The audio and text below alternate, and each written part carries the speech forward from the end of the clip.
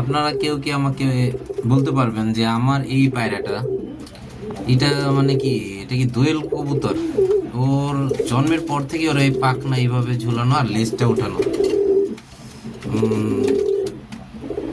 এটা কি দোয়েল কবুতরের ভিতরে পড়ে কিনা? মানে আমার কাছে মনে হয় যে এটাও, মানে ওর ফিগার, ওর দেখে মনে হয় যে ও দোয়েল কবুতর। ওর ভিতরে মানে ওর পূর্বপুরুষের ভিতরে দোয়েল কবুতরের ব্লাড ছিল।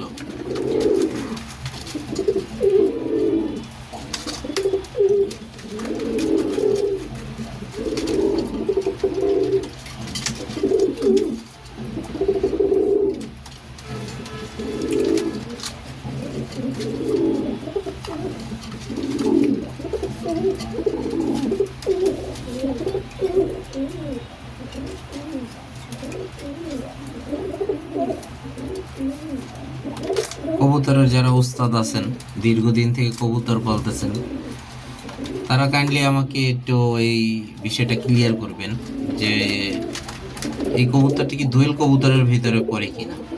ওর বাবা হচ্ছে ওর ছেলে, ওর দুইটা ছেলে হয়, দুইটা বাচ্চা। আমি এটা হচ্ছে বরিশাল যখন ছিলাম তখন বাচ্চা, তখন ওর সাথে একটা মানে এইরকম ব্ল্যাক একটা মাদি ছিল। ওই মাদিটাও এরকম ব্ল্যাক। বাচ্চা দুইটাই বেরিয়েছিল, একটা বাচ্চা স্বাভাবিক ছিল, আর ওর মানে ফিগারই এরকম ছিল জন্মের পর থেকেই। মানে ওর পাক দুইটা ঝুলানো, লেজটা উঠানো আর লেজটা ফুলা।